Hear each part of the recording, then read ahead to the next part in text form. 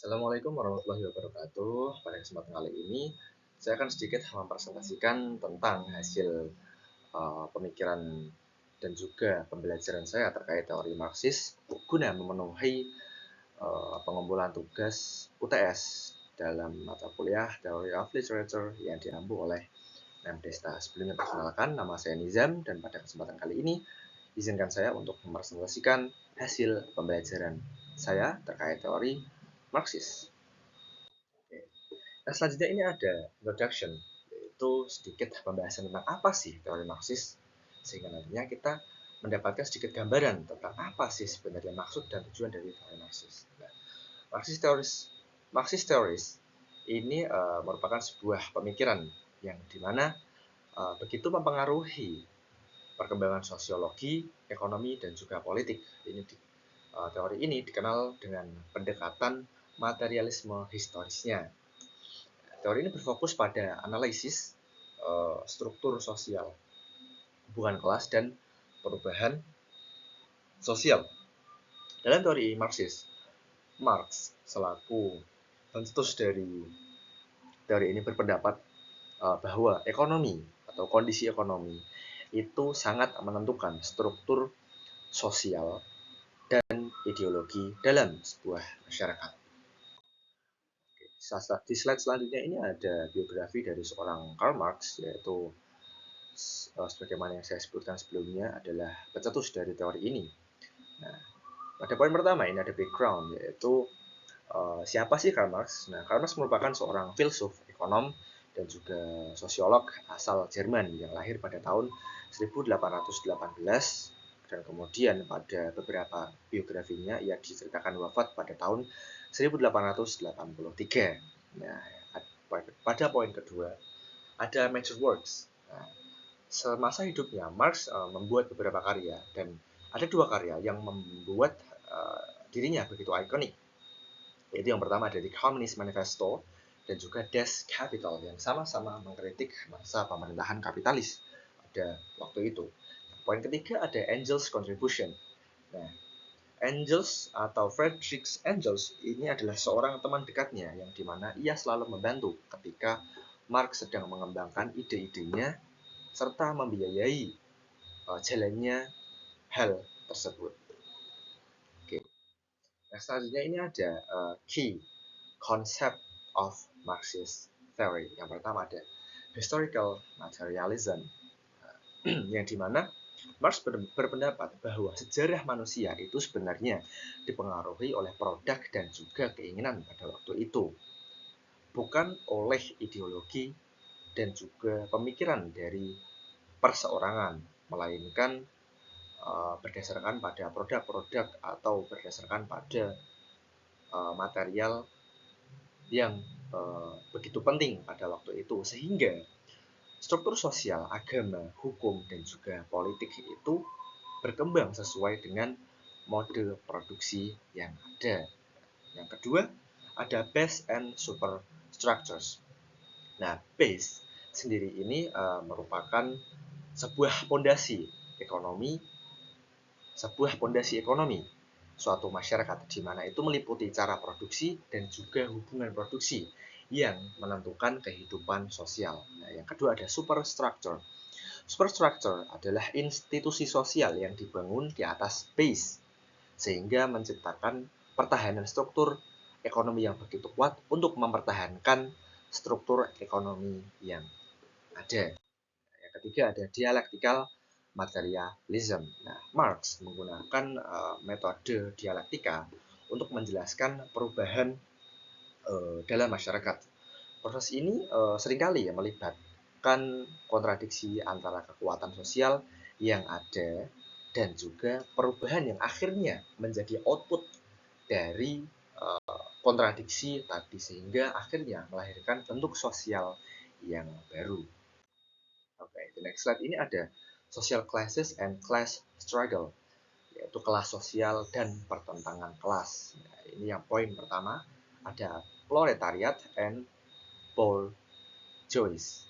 Nah, proletariat ini adalah perseorangan atau kelompok yang dimana ia hanya memiliki kekuatan untuk bekerja tanpa memiliki skills atau tanpa memiliki alat guna menunjang pekerjaannya. Nah, yang kedua ada bourgeois. Ini merupakan perseorangan atau kelompok yang dimana ia juga memiliki alat serta menguasai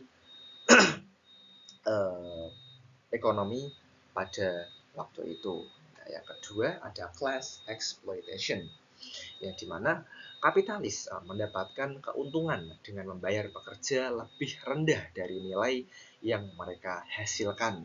Ini biasa disebut dengan nilai lebih pada waktu itu atau pada masa kapitalis, yang dimana Marx mengkritik hal tersebut. Nah, yang ketiga ada historical driving force, ya dimana adanya konflik antara proletariat sebelumnya, yaitu sebagaimana saya jelaskan tadi, yaitu perseorangan yang hanya memiliki kekuatan untuk bekerja, berselisih dengan bourgeois atau perseorangan yang memiliki kuasa pada waktu itu, sehingga pertentangan ini muncul dari eksploitasi pekerja oleh kapitalis dan menjadi pendorong perubahan sosial.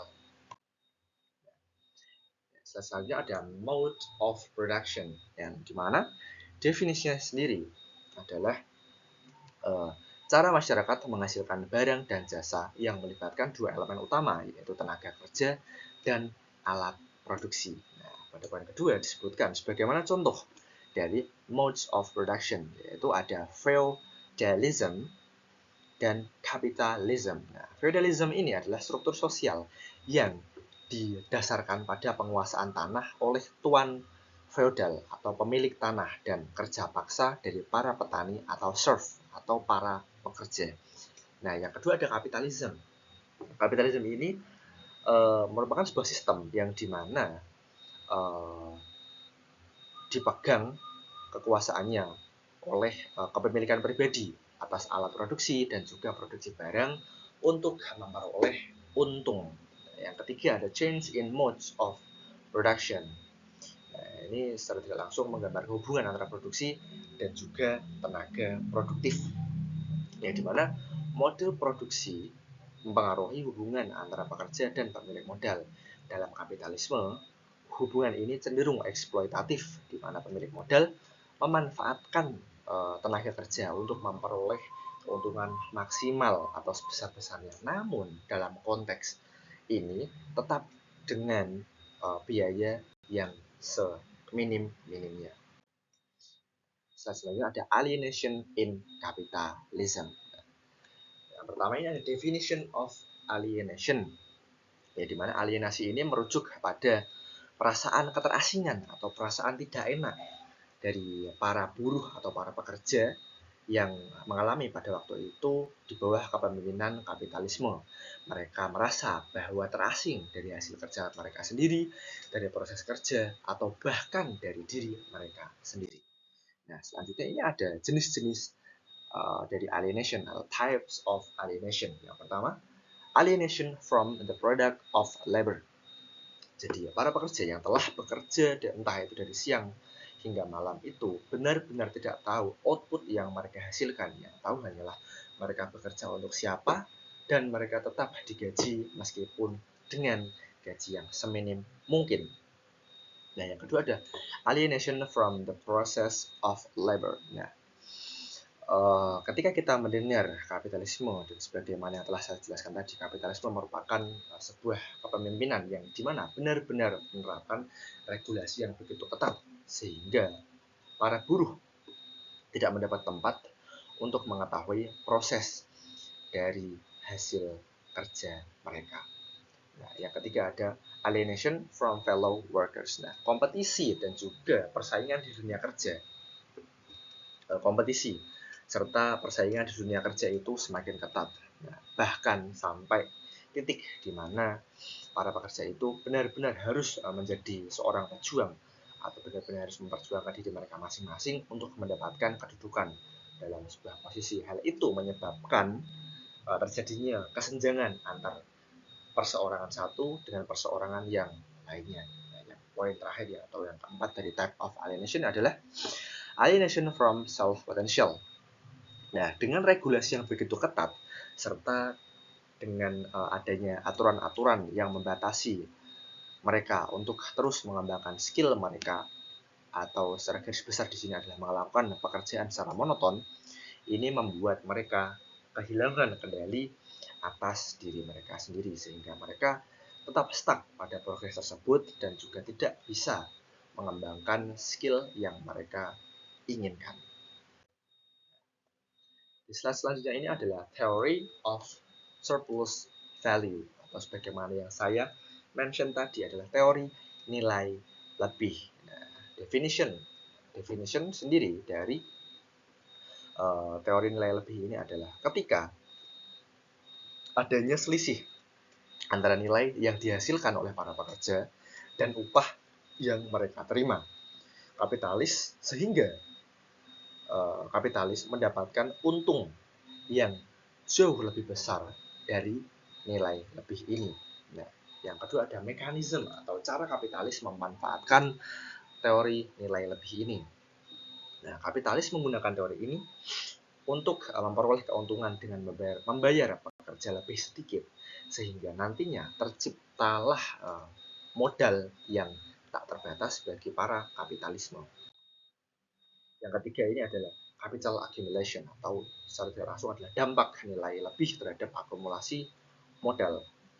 Nah, dampak yang pertama itu mungkin nilai lebih menjadi sumber utama akumulasi modal dalam kapitalisme yang memperburuk ketimpangan sosial dan memperdalam eksploitasi kelas pekerja. Selanjutnya ini ada social revolution. Nah, pada poin ini yang Marx berpendapat bahwasanya ketika masyarakat pada waktu itu ingin melakukan sebuah revolusi, hanya ada satu cara, yaitu apa? Yaitu menggulingkan bourgeoisie, atau sebagaimana yang saya explain sebelumnya, yaitu para pemilik usaha atau yang bisa disebut pemegang ekonomi pada waktu itu, dan juga kemudian menggantikannya dengan kepemimpinan yang lebih baik. Nah, ini ada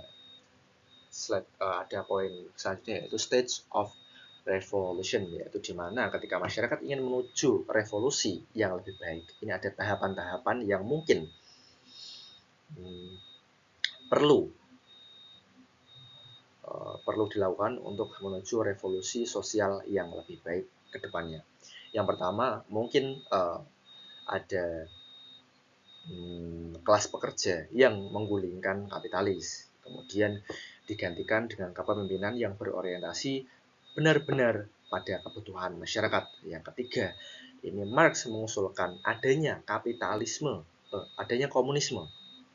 Marx mengusulkan adanya komunisme yang di mana itu merupakan masyarakat tanpa kelas yang kemudian alat-alat produksi dimiliki oleh bersama. Nah, ini output dari komunis yang diusulkan oleh Marx, yaitu menciptakan sebuah lingkungan yang sehat tanpa adanya kelas-kelas pekerja, yang menghapuskan kepemilikan pribadi atas aset-aset produksi dan menciptakan masyarakat yang egaliter tanpa penindasan kelas.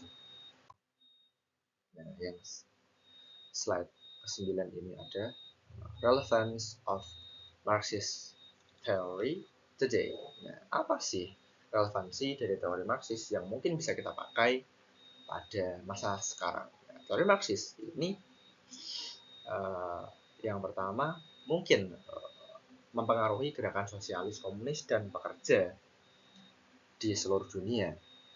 Ide-idenya tentang ketimpangan sosial, eksploitasi, dan revolusi masih relevan dalam perdebatan politik dan ekonomi saat ini. Nah, yang kedua ada critique and challenge. Nah, kritik terhadap kapitalisme saat ini. Kritik Marxis terhadap kapitalisme semakin relevan, terutama dalam konteks ketidaksetaraan pendapatan, monopoli perusahaan, delegasi lingkungan, dan juga eksploitasi pekerja dalam ekonomi kapitalis modern saat ini. Mungkin dari kedua poin yang telah saya sampaikan tersebut, teori Marxis masih relevan dan juga mungkin masih digunakan dalam beberapa konteks ekonomi di masa sekarang. Nah, in conclusion dari relevansi teori tadi, mungkin beberapa prediksi Marx tidak rusuh sepenuhnya seperti runtuhnya kapitalisme, dan masing-masing memberikan wawasan penting tentang ketimpangan sosial dan dinamika kekuasaan dalam masyarakat modern. Nah, in conclusion dari presentasi yang telah saya sampaikan sebelumnya ini, sedikit membahas tentang teori Marx, yang dimana Marx ingin menciptakan sebuah teori yang menciptakan sebuah lingkungan dari teorinya, yang dimana kelas-kelas itu ditiadakan dan juga menghilangkan sistem kapitalis yang menindas kaum pekerja dengan memberikan gaji seminim mungkin dengan hasil orientasi pekerja sebesar-besarnya. Nah, Marx ingin menciptakan sebuah lingkungan komunis yang dimana semua dimiliki bersama tanpa adanya kelas-kelas dan juga ketimpangan sosial. Selanjutnya ada source, ini mungkin teman-teman bisa menggali lebih dalam terkait sumber yang saya dapatkan untuk presentasi kali ini. And thank you. Sekurang lebihnya saya mohon maaf apabila ada kesalahan atau salah pengucapan. Saya mohon maaf yang sebesar-besarnya. Terima kasih atas kesempatan yang diberikan. Wabillahi taufiq wal hidayah. Wassalamualaikum warahmatullahi wabarakatuh.